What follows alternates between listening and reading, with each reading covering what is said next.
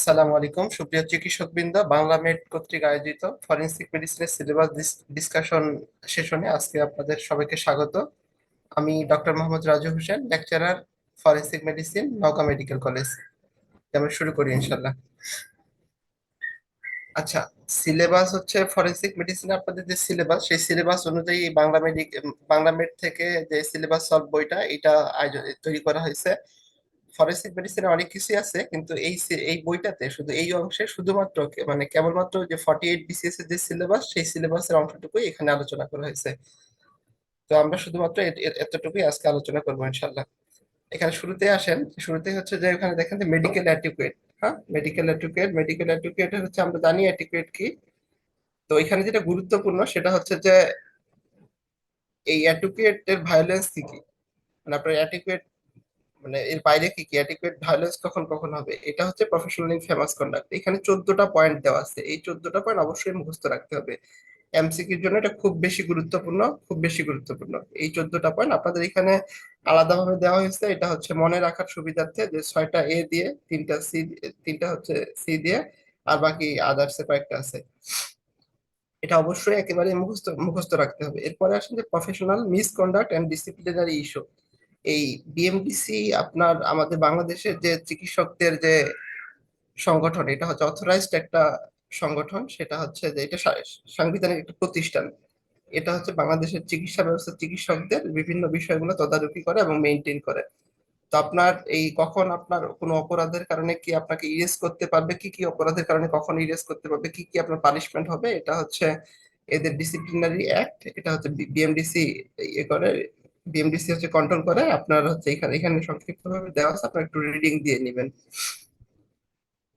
এরপরে হচ্ছে আসে এখানে অনেকগুলা ইয়ে আছে, অনেকগুলো টপিকস আছে। এর মধ্যে দেখেন কভারিং। কভারিং কি, এটা হচ্ছে যে আহ ওই যে যেগুলা বিএমডিসি স্বীকৃত ডিগ্রি না, যে মনে করেন যে এফসিপিএস পার্ট 1, এটা তো বিএমডিসি রুলস অনুযায়ী লেখা, মানে ঠিক না। তো এইরকম যেটা বিএমডিসি স্বীকৃত না, এরকম কোনো কিছু যদি ইউজ করে যেটা হচ্ছে জনসাধারণ বিভ্রান্ত হবে, সেটাকেই হচ্ছে কভারিং বলা হয়।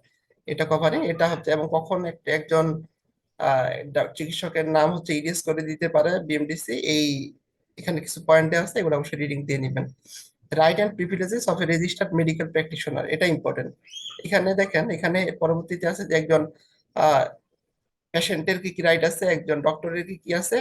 এটা উভয়টাই গুরুত্বপূর্ণ, তবে রেসপন্সিবিলিটির ক্ষেত্রে পেশেন্টের যেটা রেসপন্সিবিলিটি সেটা আপনাদের খুব বেশি গুরুত্ব দিয়ে না পড়লেও হবে। তবে একজন ডক্টরের যেটা রেসপন্সিবিলিটি সেটা অবশ্যই ভালো করে গুরুত্ব দিয়ে পড়তে হবে। দেখেন, right and privileges of A registered medical practitioner, একজন ডাক্তার কি কি করতে পারবে, একজন ডাক্তার যে ফি নিতে পারবে, তারপরে একজন ডাক্তার রেফার করতে পারবে, একজন ডাক্তার চিকিৎসা কখন দিতে পারবে, কখন সব এটা একজন ডাক্তারের যে টেরিটরি, এটা এটা অবশ্যই একটু ভালো করে পড়বেন। ডিউটিস অফ এ ডাক্তার এখানে ভাগ করে দেওয়া আছে, ভলান্টারি ডিউটি। অনেক সময় এমসিকিউ যদি আসে যে ভলান্টারি ডিউটি কি বা কমিউনিটির প্রতি ডিউটি কি, সেই ক্ষেত্রে আলাদা আলাদা করে জেনে রাখা ভালো। Obligation of A doctor to the profession, এই প্রফেশনের প্রতি তার ডাক্তারের, একজন ডক্টরের কি কি বাধ্যবাধকতা আছে, সে কি কি মেনটেন করে তাকে চলতে হবে, সে সে সে বিষয়ে এখানে আলোচনা করা আছে। এটা অবশ্যই দেখবেন, এটা এমসিকিউর জন্য গুরুত্বপূর্ণ। ডিউটিস অফ এ পেশেন্ট, এটা খুব বেশি গুরুত্বপূর্ণ না, আপনারা চাইলে পড়তে পারেন, না না না চাইলে স্কিপ করতে পারেন।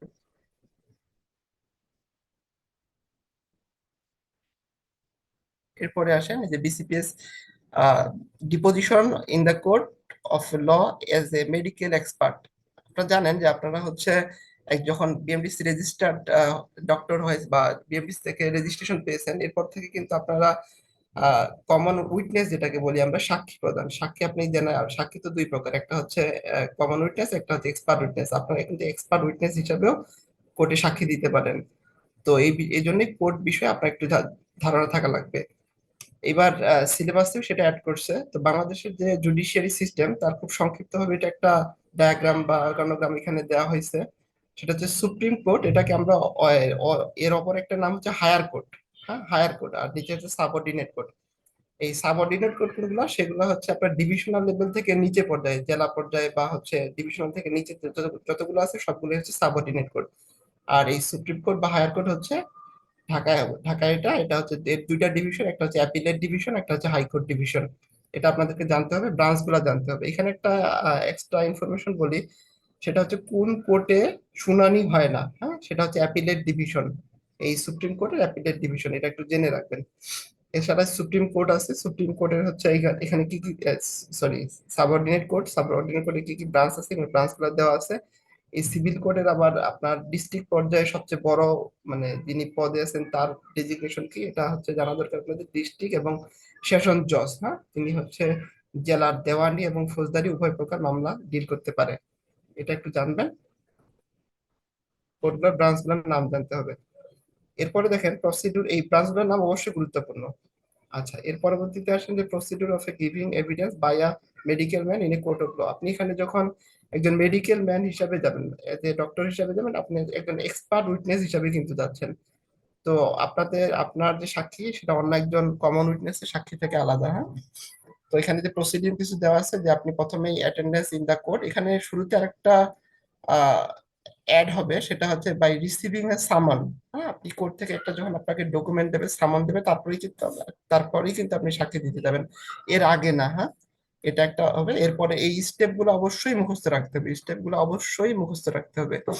কারণ এখানে দেখেন যে হচ্ছে এগুলোতে ট্রু ফলস এর ক্ষেত্রে এগুলো চেঞ্জ করে দিতে পারে, হ্যাঁ। ট্রু ফলস এর ক্ষেত্রে কোন একটা বিষয়, কোন একটা ওয়ার্ড চেঞ্জ করে দিতে পারে, বা হচ্ছে এটা, এই জন্য এটা গুরুত্বপূর্ণ, এটা মুখস্থ রাখতে হবে। আপনি ভিতরে ডিটেলস না পড়েন, অন্তত স্টেপ গুলা, যে হেডলাইন গুলা, এটা আপনাকে মুখস্থ রাখতে হবে। আচ্ছা,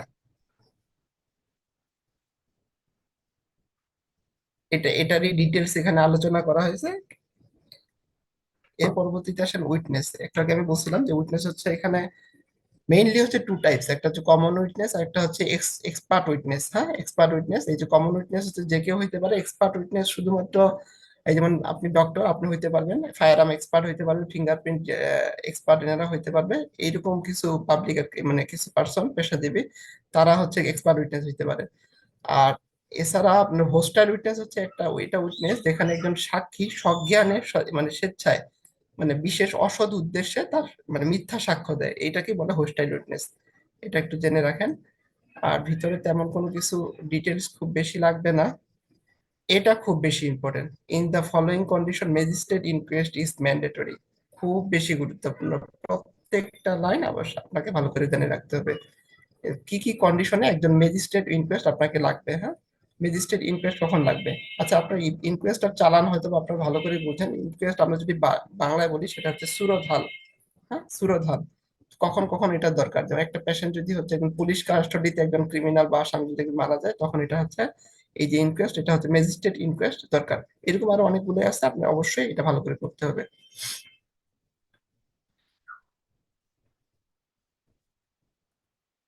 আচ্ছা, এরপরে আসেন, এটা হচ্ছে যে কালেক্ট, প্রিজার্ভ এন্ড হচ্ছে dispatch the medico legally important specimen. হ্যাঁ, এখানে অনেকগুলো স্পেসিমেনের কথা বলা আছে। এখানে দেখেন প্রথমে লেখা আছে প্রিজার্ভেশন অফ ভিসেরা, এটা হচ্ছে পোস্টমর্টমের পরে যে একটা ভিসেরা প্রিজার্ভ করা, সেটা কথা বলা হয়েছে। এটা কেন প্রিজার্ভ করা হয়, এটা রিডিং দিবেন। এই অর্গান প্রিজার্ভ, এটা হচ্ছে খুব বেশি গুরুত্বপূর্ণ, এটা অবশ্যই মুখস্থ রাখতে হবে আপনাদেরকে। এই অর্গান প্রিজার্ভ, কি কি অর্গান অবশ্যই আপনাকে নিতে হবে এবং কতটুকু, কি কি অর্গান অবশ্যই নিতে হবে এবং কতটুকু। এখানে দেখেন লিভারে লেখা আছে 200 থেকে 300 গ্রাম। তো আপনি যদি একজন বাচ্চার, একটা ছোট বাচ্চার, সে হচ্ছে, আমি যদি বলি যে 2 বছরের বাচ্চার কোনো কারণে পোস্টমর্টম করা লাগতেছে, তার তো ওজনই খুব সামান্য, তার তো লিভার 200 থেকে 300 গ্রাম হবে না। সেই ক্ষেত্রে তার হোল লিভার হচ্ছে কালেক্ট, আপনাকে কালেক্ট করতে হবে। এরকম হচ্ছে। পরে দেখেন যে ব্লাড, ইউরিন, এগুলো কোনটা কতটুকু মিলি, এটা আপনাদেরকে জানতে হবে। এখানে কিডনিতে দেখেন longitudinal half of both kidneys. হ্যাঁ, কেন একটা কিডনি নেওয়া যাবে না, কারণ কোনো কিডনি ডিসফাংশনাল থাকলে সেই ক্ষেত্রে তো কিডনিটা আপনার স্পেসিমেন, যেটা আপনার যে পয়জনিংটা, সেটা তো এক্সক্রিট করবে না, সেক্ষেত্রে সেটা ওই কিডনির স্পেসিমেন নিলে তো আমরা ওটার একজ্যাক্ট রিপোর্ট পাবো না। এই জন্যই এটা দুইটাই নিতে হবে, এবং লঙ্গিচুডিনাল হাফ। এখন প্রিজারভেটিভ কি কি আছে, অবশ্যই নামগুলো অবশ্যই ভালো করে মুখস্থ রাখতে হবে। কোন ক্ষেত্রে কি প্রিজারভেটিভ, এটা একটু জেনে রাখলে মনে হয় ভালো হবে। Use of rectified speed as preservative, কি কি আছে, কি কি ইউজ করতে পারবেন, এগুলোর নাম যা আছে এগুলো আপনি পড়বেন। এটা খুব বেশি গুরুত্বপূর্ণ না, আপনারা একটু রিডিং দিয়ে রাখবেন, হ্যাঁ। এরপরে আসেন রেপ। হ্যাঁ, রেপ গুরুত্বপূর্ণ, অবশ্যই গুরুত্বপূর্ণ। এর ডেফিনেশনটা খুব ভালো করে বুঝে পড়ার চেষ্টা করবেন, কারণ এর সংজ্ঞা, ইয়াগুলা, মানে টার্ম গুলা, ছোট ছোট টার্ম গুলা খুব সহজে চেঞ্জ করে দিতে পারে। চেঞ্জ করে দিলে আপনাদের কনফিউশন হয়ে যাবে এমসিকিউ তে।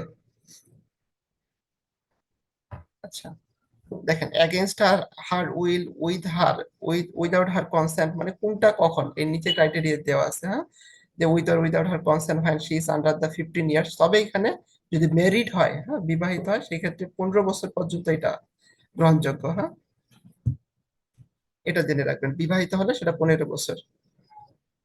এখানে দেখেন প্রিরিকুইজিট ফর এক্সামিনেশন, হ্যাঁ, এটা অবশ্যই আপনাদেরকে জানতে হবে কি কি প্রিরিকুইজিশন লাগবে।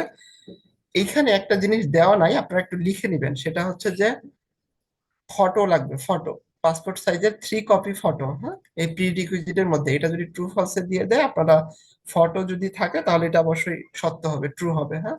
এটা এখানে মিস্টেক হয়ে গেছে, এটা একটু লিখে জেনে রাখবেন।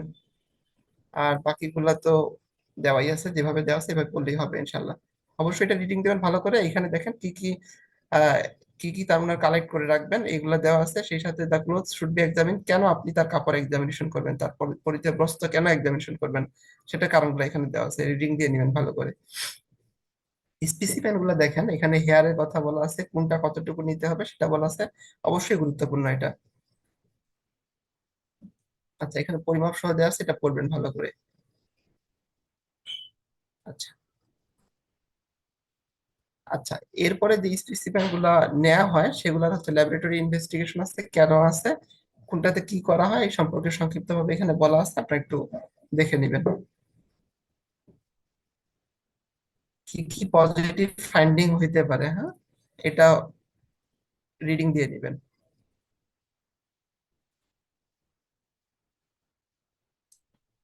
হ্যাঁ, যারা বেশি করে পড়তে চান তারা এগুলো একটু দেখে নিন। আচ্ছা, এইটা হচ্ছে গুরুত্বপূর্ণ, postmortem finding of a rape victim who was killed after rape by cut throat. আপনার এই এই সব ইনসিডেন্টস গুলো এখন খুব বেশি, তো এই জন্যই আপনার এটা এটা এটা গুরুত্বপূর্ণ, এটা আপনাকে জানতে হবে। আর আপনারা আরেকটু খেয়াল করে দেখবেন যে সিলেবাসের যে টপিকস গুলো অ্যাড করছে, সাধারণত যেগুলো আমাদের বর্তমান প্রেক্ষাপটে, বাংলাদেশের প্রেক্ষাপটে গুরুত্বপূর্ণ, সেইগুলাকে কিন্তু অ্যাড করা হয়েছে। এছাড়াও ফরেন্সিকে কিন্তু আরো অনেক গুরুত্বপূর্ণ টপিক ছিল, আপনাদের একাডেমিক সেশন ইয়ারেই ছিল, বাট অনেক কিছুই কিন্তু দেখেন স্কিপ করা হয়েছে। সো এখানে যেগুলা দেয়া হয়েছে এগুলো কিন্তু মিস করা যাবে না। আচ্ছা, কি কি ওপিনিয়ন হইতে পারে, রিপোর্ট বা কমেন্ট কি কি হইতে পারে সে সম্পর্কে এখানে বলা আছে, রিডিং দিয়ে নিন। আচ্ছা, এইটা গুরুত্বপূর্ণ, কন্ডিশন হয় spermatozoa not found in rape victim. আপনার রেপ ভিকটিমের ক্ষেত্রে কোন কোন ক্ষেত্রে আপনারা টেস্ট করলেও, ইনভেস্টিগেশন করলেও, বা আপনি যে হাইভাজেনাল সব কালেকশন করার পরেও আপনি আপনার ল্যাবরেটরি রিপোর্ট ইয়ে করতেছে যে আপনার কোনো স্পারমাটোজোয়া নেই, হ্যাঁ, এইসব ক্ষেত্রে এটা একটু জেনে রাখতে হবে। Medico legal examination, importance, age determination, sex determination, mental fitness, mental status, হ্যাঁ, এগুলো আপনাকে জানতে হবে। আপনি যখন একটা পেশেন্টের কি এক্সামিনেশন করবেন, কি কি আপনার প্রি রিকুইজিট, আপনার কখন কখন কি কি ক্রাইটেরিয়া আপনার থাকতে হবে, কনসেন্ট, তারপর হচ্ছে আপনার যে অ্যাটেন্ডেন্স, হ্যাঁ, এই সম্পর্কে আলোচনা করতে একটু ভালো করে এটা রিডিং দিবেন। যেমন রেপ ভিকটিমের ক্ষেত্রে আমি কথা বলি, যে রেপ ভিকটিমের যেমন কনসেন্ট, ওটা কিন্তু রিটেন কনসেন্ট হইতে হবে, হ্যাঁ, ওটা কিন্তু খালি মৌখিক কোনো কনসেন্ট হলে হবে না, এরকম এখানে বলা আছে, একটু করে নিয়েন। এজ ডিটারমিনেশন খুব গুরুত্বপূর্ণ, এটা খুবই গুরুত্বপূর্ণ। দেখেন এখানে, এখানে দুইটা বিষয় আপনি মনে রাখবেন, যে একটা পোস্ট নেটাল লাইফ, একটা জন্মের পরে আপনি যদি একটা বাচ্চার এজ ডিটারমিনেশন করেন, আপনি কি কি দিয়ে করতে পারবেন, হ্যাঁ, এই 5টা পয়েন্ট একেবারেই মুখস্থ করতে হবে, খুব একবারে খুব ভালোভাবে মুখস্থ রাখতে হবে। ট্রু ফলস এর জন্য খুব বেশি গুরুত্বপূর্ণ এটা। আপনার ট্রু ফলস বলতে আমি যদি বলি যে এখানে বিসিএস এর কোশ্চেনটাতে 4টা থাকে স্টেপ, সাধারণত একটা উত্তর হয়, সেই ক্ষেত্রে আর কি 3টা সঠিক দিয়ে একটা ফলস দিতে পারে, অথবা 3টা ফলস দিয়ে একটা সঠিক দিতে পারে, এরকম। বা পোস্ট নেটালের 3টা দিয়ে একটা প্রি নেটালের দিলে, এইভাবে। দেখেন প্রি নেটালের এখানে দেয়া আছে, আপনি একটা বাচ্চা তার মায়ের পেটে থাকা অবস্থায় কি কি করলে আপনি তার এজ ডিটারমিন করতে পারবেন, সেই এখানে 4টা দেওয়া আছে, আপনি অবশ্যই 4টা মুখস্থ রাখতে হবে। হ্যাসেস ফর্মুলা একটা ফর্মুলা, এটা ডিটেলস এখন আপনার জানার দরকার নেই, শুধু নামটা জেনে রাখেন যে হ্যাসেস ফর্মুলার মাধ্যমে প্রি নেটাল লাইফে আপনার এজ নির্ণয় করা যায়।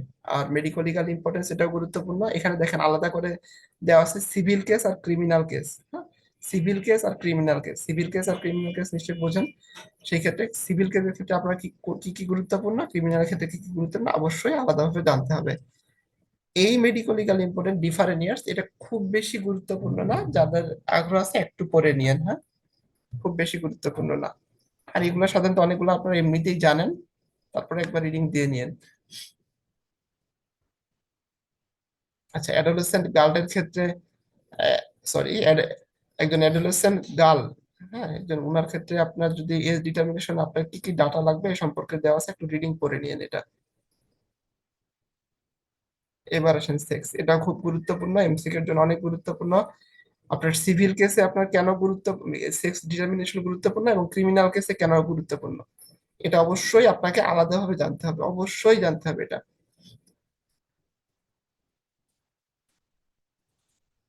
আচ্ছা, আপনি কি কি দিয়ে সেক্স ডিটারমিনেশন করতে পারবেন সে সম্পর্কে এখানে কিছু ক্রাইটেরিয়া লিখা আছে, এগুলো একটু পড়লে আপনারা পারবেন। এগুলো গাইনিতেও আছে, আপনারা গাইনিতে হয়তো থাকবে, সিলেবাস আছে কিনা জানি না, তবে গুরুত্বপূর্ণ, হ্যাঁ, এটা একটু পড়ে নিয়ে।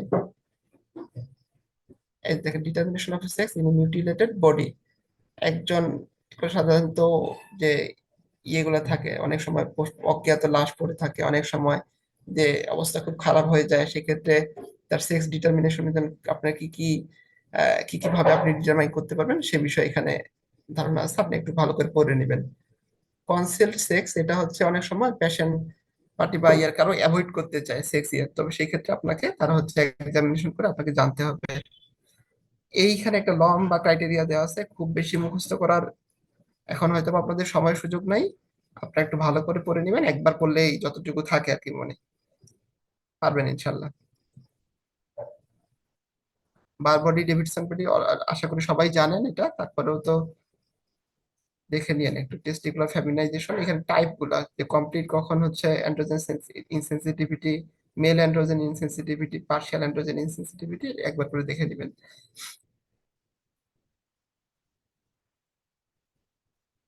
আচ্ছা, আপনি যদি বোনস থেকে সেক্স ডিটারমিনেশন করতে চান, হ্যাঁ, আপনার কোন বোনস আপনি কি ধরনের ইনফরমেশন পাবেন এই সম্পর্কে, এটা পার্থক্য ভালো করে পড়লে আশা করি এক দুইবার পড়লে আপনাদের হয়ে যাবে, এটা জানতে হবে, হ্যাঁ। যেমন ম্যান্ডিবলের ক্ষেত্রে একটা ইয়ে আছে যে ম্যান্ডিবুলার অ্যাঙ্গেল, হ্যাঁ, তবে আপনার বডির অন্যান্য অনেক পার্ট, পেলভিসের ক্ষেত্রে ছেলেদের একরকম, মেয়েদের ক্ষেত্রে একরকম, এগুলো জানতে হবে।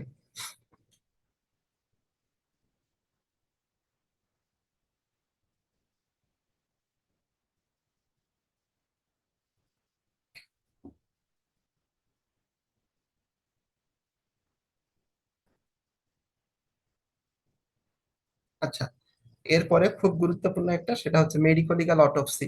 মেডিকো লিগাল অটোপসি খুবই গুরুত্বপূর্ণ। এখানে অটোপসি দেখেন, অটোপসিতে সাধারণত তিন প্রকার অটোপসি আছে। অটোপসি কি আপনারা তো জানেন।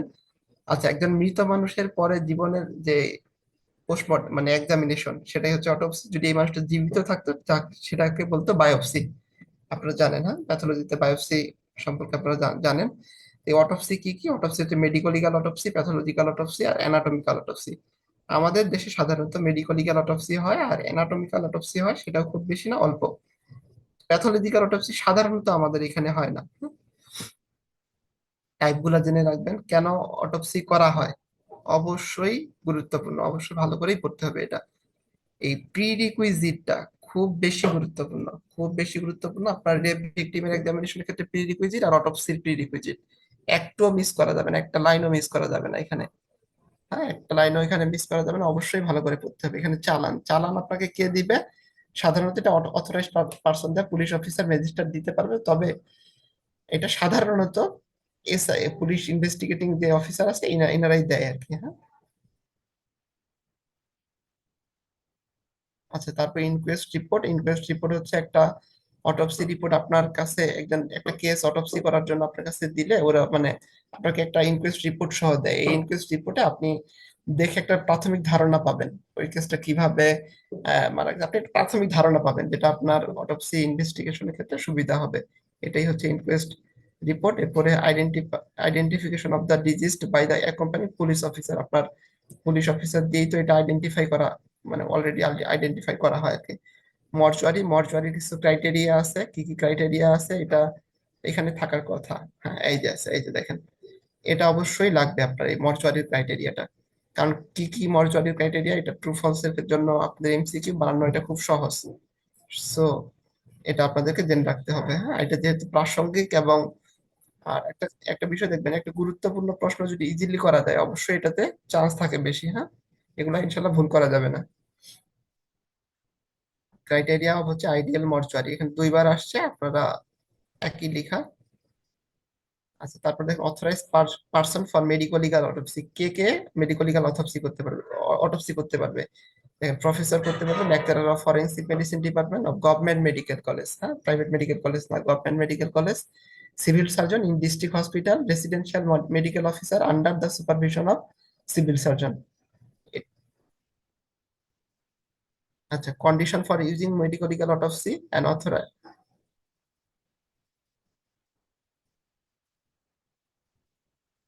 আচ্ছা, sorry, condition for refusing medico legal autopsy, কখন একজন medical person authorize medical officer একজন অটোপসি করতে রিফিউজ করতে পারে, এই ক্রাইটেরিয়া গুলো দেওয়া আছে, হ্যাঁ? যখন ইনসাফিসিয়েন্ট ইনকোয়েস্ট বা চালান থাকে আপনি কখনোই সেটা করতে পারেন না, মানে করতে রিফিউজ করতে পারবেন না, আপনার সেই রাইটটুকু আছে। কনসেন্ট ফর অটোপসি এটা অবশ্যই থাকবে। আচ্ছা, এইখানে দেখেন অটোপসির কিছু মার্ক আছে, কোন ক্ষেত্রে কোন মার্কটা, এটা গুরুত্বপূর্ণ। এটা ওই অটোপসি যে আমরা যে ইনসিশন দেই একটা ওটি করার সময়, সেই অটোপসির ক্ষেত্রেও কিছু ইনসিশন আছে, এই ইনসিশনটা কোনটা কোন ক্ষেত্রে এটা আপনাকে ভালো করে জানতে হবে। প্রসিডিউর অফ অটোপসি, এই অটোপসির প্রসিডিউরটা পুরোটাই দেওয়া আছে, আমার মনে হয় খুব বেশি গুরুত্বপূর্ণ না, জাস্ট রিডিং দিতে পারেন।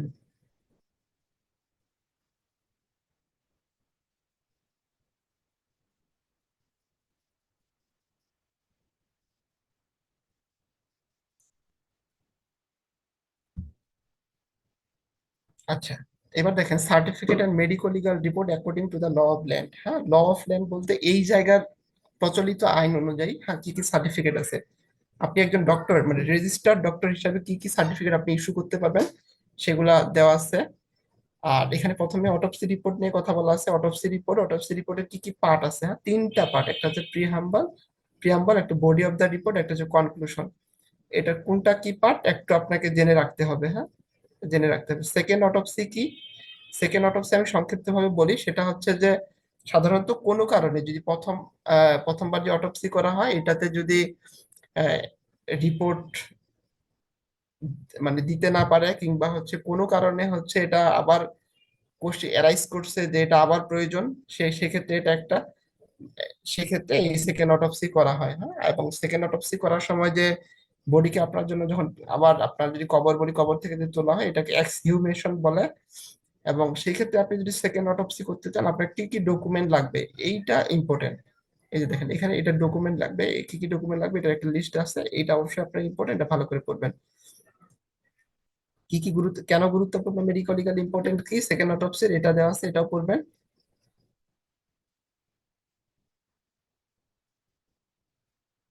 আচ্ছা, আচ্ছা, নেগেটিভ অটোপসি কি এটা এখানে লেখা নাই, আমি একটু বলি। নেগেটিভ অটোপসি, অটোপসি হচ্ছে যে যখন অটোপসি করার পরে এই যে অটোপসি রিপোর্ট সাথে ক্লিনিক্যাল রিপোর্ট এবং হিস্ট্রি কোনোভাবেই মেডিকেল বোর্ড কোনো ফাইনাল ডিসিশনে পৌঁছাইতে পারে না, চূড়ান্ত মানে একটা কনক্লুশনে পৌঁছাইতে পারে না, যে একটা কোনো কজ খুঁজে পায় না বা রিপোর্ট দিতে পারে না, সেটাকেই বলা হয় নেগেটিভ অটোপসি, হ্যাঁ। এটা এখানে হয়তো বা আপনাদের বই আরো ডিটেলস থাকতে পারে, আমি সংক্ষিপ্তভাবে বললাম আর কি। আচ্ছা, এখানে দেখেন যে ভিক্টিমের এক্সামিনেশন, ওই একটু আগে বলছিলাম ওই কথাগুলো এখানে লেখা আছে, একটু দেখে নেবেন। আচ্ছা, এটা সার্টিফিকেট গুলা এই যে দেখেন, ফিটনেস সার্টিফিকেট কি কেন দিতে হয়, হ্যাঁ, এইগুলা উদ্দেশ্যগুলো দেওয়া আছে এখানে, অবশ্যই এটা ভালো করে পড়বেন। কোনটা সার্টিফিকেট কেন দিতে হয়, কেন কেন দিতে হবে, তার গুরুত্ব কি, অবশ্যই জানতে হবে এটা। এটা খুব বেশি গুরুত্বপূর্ণ না, পরের দিকটা। আচ্ছা, আচ্ছা, মেডিকো লিগাল কেস কি কি আছে এগুলা খুব গুরুত্বপূর্ণ। এটা কারণ হচ্ছে আপনার যখন একজন উপজেলা হেলথ কমপ্লেক্সে আপনি বা জেলা সদর হসপিটালে ডিউটি করবেন, সাধারণত এই কেসগুলো কিন্তু ইউজুয়ালি আপনার উপজেলা হেলথ কমপ্লেক্স কিংবা জেলা সদর হসপিটালেই কিন্তু রিসিভ করা হয়। এইরকম এই যে আপনার ফিজিক্যাল অ্যাসাল্ট যে কেসগুলো, পুলিশ কেসগুলো, এগুলো তো সাধারণত মেডিকেল কলেজে অনেক পরে যায়, সাথে এগুলোতে রেফার্ড হয়ে যায়, হ্যাঁ। তো আপনার কি কি গুরুত্ব আছে, আপনি কি কি করবেন, আপনার একটা রেপ ভিকটিম এক্সামিনেশন আসলে আপনি কি করবেন, এই সম্পর্কে খুব সংক্ষিপ্ত ধারণা আছে, এগুলো একটু পড়বেন। আচ্ছা, রিপোর্ট গুলা কি কি আছে উপরে লিস্ট দেওয়া আছে, এতটুকুই, বেশি পড়ার দরকার নাই এই মুহূর্তে।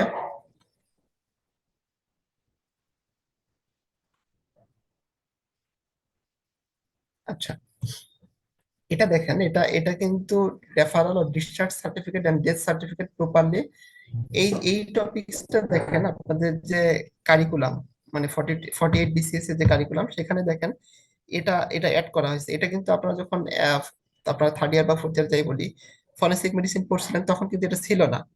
এটা এখন অ্যাড করা হয়েছে। এবং বাংলাদেশের যে হেলথ কমপ্লেক্স বা যেখানে মেডিকেল কলেজ যেখানেই বলি না কেন, এখন যে ডেট সার্টিফিকেট দেওয়া হয়, এটা কিন্তু আইএমসি সিওডি, এই যে আইসিডি 10 ক্রাইটেরিয়ার একটা সার্টিফিকেট। এটা কিন্তু আগে এটা ছিল না।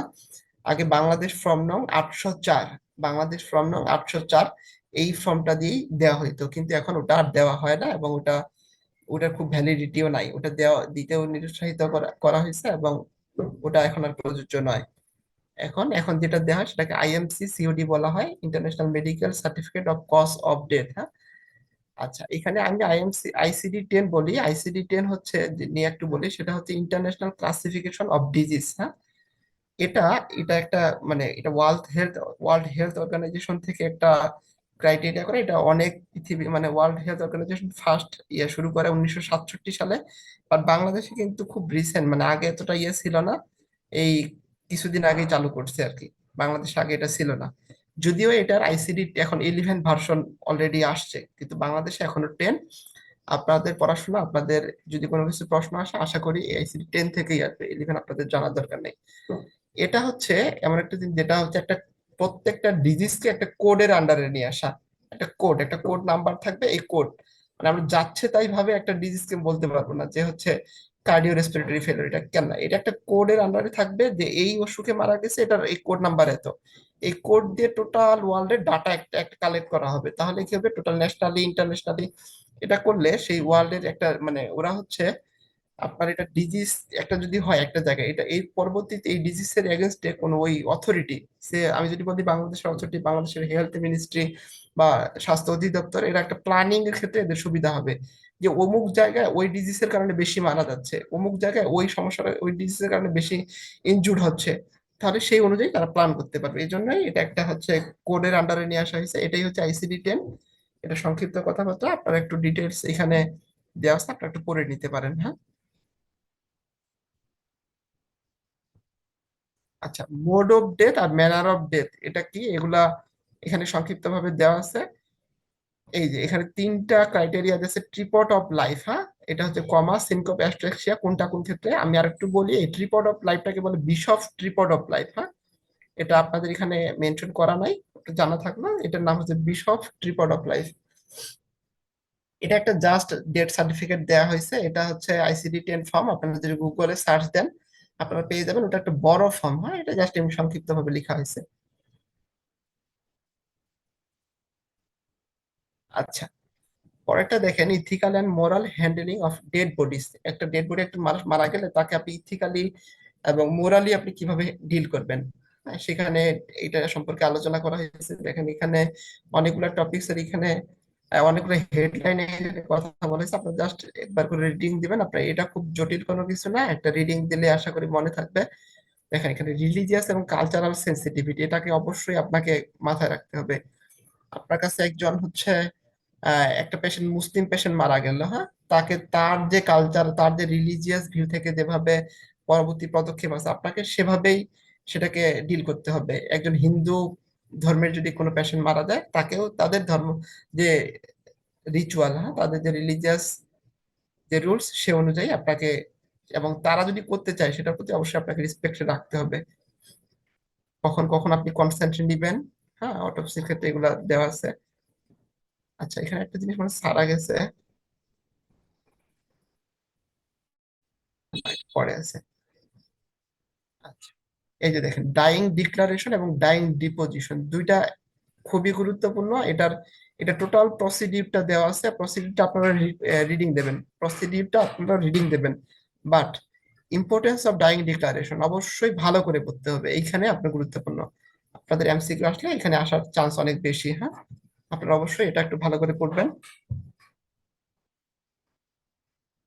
ইম্পর্টেন্স অফ ডাইং ডিক্লারেশন, আমি সংক্ষিপ্তভাবে বলি, এটা হচ্ছে একটা পেশেন্ট মনে করেন যে মারা যাচ্ছে, বা মারা যাচ্ছে ওই মুহূর্তে সে কিছু তার এভিডেন্স বা অনেক কিছুই বলতে পারে, যেগুলো তার পরবর্তীতে এভিডেন্স হিসাবে থাকবে। হ্যাঁ, এই মুহূর্তে এই যে তার সাক্ষ্য প্রদান শেষ মুহূর্তে, এটাই হচ্ছে, এটাকে গ্রহণ করা, এটাই হচ্ছে ডাইং ডিক্লারেশন। সাধারণত এগুলোতে ম্যাজিস্ট্রেট থাকতে হয়, তবে যদি না থাকে সেক্ষেত্রে একজন ডাক্তার হিসেবে আপনি নিতে পারবেন। হ্যাঁ, আমার ডাইং ডিক্লারেশন কখন, এটা কতদিন পর্যন্ত ভ্যালিডিটি থাকবে, এর গুরুত্বপূর্ণ কি এটা দেওয়া আছে এখানে, অবশ্যই আপনার এটা ভালো করে পড়তে হবে। ইম্পর্টেন্স অফ ডাইং ডিক্লারেশন খুব গুরুত্বপূর্ণ।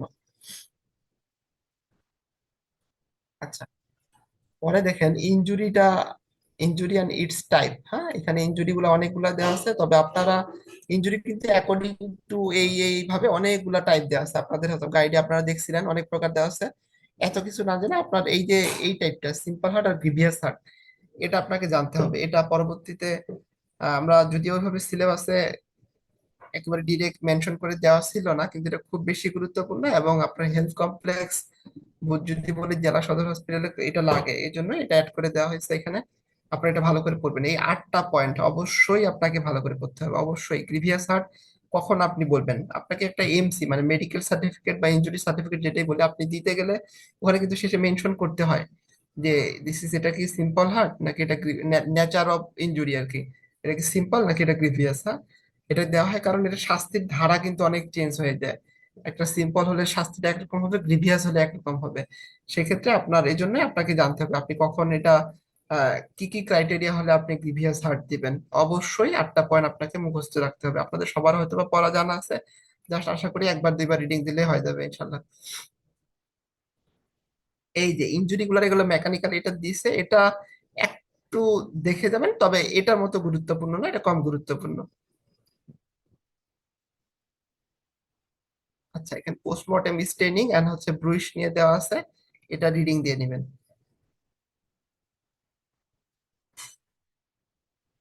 আচ্ছা, এইখানে দেখেন এটা গুরুত্বপূর্ণ কারণ এটা আবার আলাদা পার্ট পার্ট হিসাবে আসতে পারে। যে আপনাকে যদি এইভাবে দেয় যে একটা সিনারি দিয়ে দিল যে এটা হচ্ছে এই ক্রাইটেরিয়া, এটা কি, এটা কি ইনসেস্টন নাকি ল্যাসিটের জন্য স্টেবল, আপনারা জানেন, একটু জাস্ট রিডিং দিয়ে নেবেন, আশা করি সমস্যা হবে না ইনশাল্লাহ। এইখানে এটা গুরুত্বপূর্ণ, ইনসাইড টুন কখন, ইনসাইড লুকিং মুন কখন। হ্যাঁ, এটা গুরুত্বপূর্ণ, এটা পড়বেন। এই পার্থক্যগুলোর মধ্যে সবচেয়ে বেশি গুরুত্বপূর্ণের মধ্যে একটা হচ্ছে এইটা, দেখেন সুইসাইডিয়াল কাট থ্রট ইনজুরি আর হচ্ছে হোমিসাইডিয়াল কাট থ্রট ইনজুরি, এর মধ্যে অনেকগুলা দেওয়া আছে। অবশ্যই মানে প্রত্যেকটা পয়েন্টে আপনি ভালো করে পড়বেন, কারণ সুইসাইডিয়াল কাট থ্রট ইনজুরি, একটা মানুষ যখন নিজে নিজে সুইসাইড করে তার ইনজুরির প্যাটার্নটা একরকম হবে, আর একজন হোমিসাইড মানে অন্য কেউ তাকে মেরে ফেললো তখন তার প্যাটার্নটা একরকম হবে। আপনি এই পোস্টমর্টেম করেই কিন্তু আপনাকে একটা ফাইনাল ডিসিশনে যাইতে হবে যে এই কেসটা কি সুইসাইড নাকি হচ্ছে এটা হোমিসাইড, সুইসাইডাল নাকি এটা হোমিসাইডাল। এই জন্য এই পার্থক্যটা খুব বেশি গুরুত্বপূর্ণ, অবশ্যই ভালো করে পড়তে হবে আপনাদের। অন্য পার্থক্যগুলো এগুলো একটা জাস্ট রিডিং দিবেন, কিন্তু ওই পার্থক্যটা এই যে সুইসাইড আর হচ্ছে হোমিসাইড, অবশ্যই এটা ভালো করে পড়তে হবে। আচ্ছা, ভায়োলেন্ট অ্যাসফিক্সিয়াল ডেথ কি কি আছে, কি কি ভাবে হইতে পারে, নামগুলো জানতে হবে আপনাকে। আপনারা নিশ্চয়ই জানেন স্মুথারিং কি, ড্রাউনিং কি, চকিং কি, গ্যাগিং কি, এগুলো জানেন। হ্যাঁ, এগুলো জানতে হবে।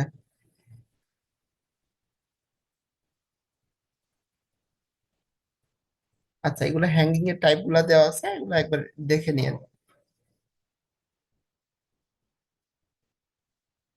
আচ্ছা, হ্যাঙ্গিং এর ফাইন্ডিং গুলা দেওয়া আছে, হ্যাঁ, এটা একটু দেখে নেবেন। আচ্ছা, এই পার্থক্যটাও খুব বেশি গুরুত্বপূর্ণ।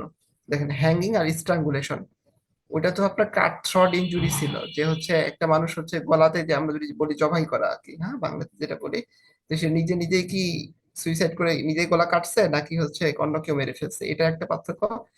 এইখানে এই পার্থক্যটা, এই এই যেটা এই পার্থক্যটা হ্যাঙ্গিং আর স্ট্রাঙ্গুলেশনের যে পার্থক্য, সেটা হচ্ছে আপনার সে কি হচ্ছে নিজেই মানে হ্যাঙ্গিং, হ্যাঁ সেটা কি নিজেই ইয়ে হয়েছে নাকি অন্য কেউ তাকে করছে, এটা জানতে হবে আপনাকে। কারণ হ্যাঙ্গিং এর দেখেন এখানে এখানে অনেকগুলা পার্থক্য, অনেকগুলা ট্রেড দেওয়া আছে, এর মধ্যে গুরুত্বপূর্ণ এই লাইগেজ মার্কটা।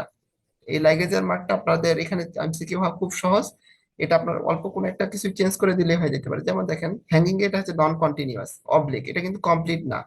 হ্যাঁ, এটা ঝুলে থাকে, এটা সাধারণত এই যে উপরের দিকে পিছনের অংশে তার ফাঁকা থাকে, হ্যাঁ অবলিক থাকে, এটা খুব গুরুত্বপূর্ণ। কিন্তু স্ট্রাঙ্গুলেশনে কিন্তু এটা না, এটা একবার ট্রান্সফার এবং কমপ্লিট। তারপর কোনটা থাইরয়েড কার্টিলেজের উপরে থাকে, কোনটা থাইরয়েড কার্টিলেজের নিচে হয়। হ্যাঁ, এটা আপনাকে কোন ক্ষেত্রে হাই ওয়াইড বোন ফ্র্যাকচার হইতে পারে, কোন ক্ষেত্রে হাই ওয়াইড বোন ফ্র্যাকচার হবে না, এটা জানতে হবে, এটা গুরুত্বপূর্ণ। আচ্ছা, এই ছিল মোটামুটি সংক্ষিপ্ত আসলে সিলেবাস ডিসকাশন। শেষে আপনাদের কিছু এমসিকিউ দেওয়া আছে, এগুলো আপনারা প্র্যাকটিস করবেন। আমি একটু এক্সট্রা কথা বলি, সেটা হচ্ছে যে আপনাদের এই সিলেবাসে হচ্ছে পয়জনিং থেকে খুব বেশি উল্লেখ করা নাই। হ্যাঁ, পয়জনিং থেকে যাদের সময় আছে, যদিও এখন আর মাত্র 26 দিন আছে, যাদের ইতিমধ্যে অনেক ভালো প্রিপারেশন নেওয়া হয়ে গেছে অলরেডি, আপনারা আরো একটু করতে চান বা সেই ক্ষেত্রে আপনাদের, আমি তাদেরকে বলবো, আপনাদেরকেই শুধু বলবো, যারা বেশি একটু করতে চান, আপনারা যে ডেভিডসনের 224তম এডিশনে 225 নাম্বার পেজে একটা বক্স আছে, অ্যান্টিডট বক্স। হ্যাঁ, এই পুরো বক্সটা আপনারা পড়বেন। এটা পয়জনিং এর জন্য খুব বেশি গুরুত্বপূর্ণ, এই সিলেবাসে অ্যাড করে নাই, হয়তো আপনাদের মেডিসিনে আছে কিনা জানি না, না থাকলেও এই বক্সটা একটু দেখে যাবেন। 24তম এডিশনে ডেভিডসনের 225 নাম্বার পেজ। হ্যাঁ, অ্যান্টিডট যে অ্যান্টিডট নিয়ে আছে, কোনটা কি অ্যান্টিডট অবশ্যই ভালো করে পড়বেন এটা। আরেকটা ওই পয়জনিং অধ্যায়ের প্রথম পেজেই বা দ্বিতীয় পেজে একটা বক্স আছে, যেটা ওই যে ড্রাগ মিস ইউজ, কোন ড্রাগ মিস ইউজ করলে কি হয়, এটা একটু জেনে নিবেন। কারণ এখানে দেখেন যে র্যাপডোমায়োলাইসিস হয় সাধারণত কোন কোন ড্রাগের ক্ষেত্রে, কখন যে আপনার পিউপিল ডাইলেট হয়, কখন পিউপিলটা ছোট হয়, যেমন ওপিসি পয়জনিং এর ক্ষেত্রে পিউপিলটা ছোট হয়। হ্যাঁ, এইরকম কিছু দেওয়া আছে ওই বক্সটাতে, এটা পড়ে নেবেন। আর স্ন্যাক বাইটের ক্ষেত্রে স্ন্যাক বাইটটা একটু দেখে নিবেন, কারণ হচ্ছে স্ন্যাক বাইটের ক্ষেত্রে যে হেমাটোটক্সিন নিউরোটক্সিন আছে, কোন কোন প্রজাতিগুলা হেমাটোটক্সিন, কোন কোনগুলা হচ্ছে নিউরোটক্সিন, এই দুইটা একটু টাইপ গুলা জেনে নেবেন।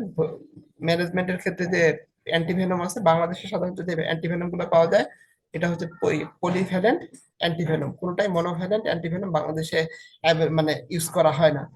এবং এটার ডোজ কতটুকু, এটা একজন বৃদ্ধ মানুষ, বাচ্চা মানুষ, সবার ক্ষেত্রেই স্ন্যাক ভেনমের অ্যান্টিডোট মানে যে ম্যানেজমেন্টের যে ভলিউম আর কি, ডোজ সবটাই একই, এটা কোনো বয়স ভেদে বা ওজন ভেদে কোনোটাই চেঞ্জ না। একটু দেখে যাবেন এটাই। আর এই ছিল আমার আজকের সংক্ষিপ্ত সিলেবাস ডিসকাশন সেশন। আপনাদের কারো যদি প্রশ্ন থাকে আপনারা একটু জানাতে পারেন ইনশাল্লাহ।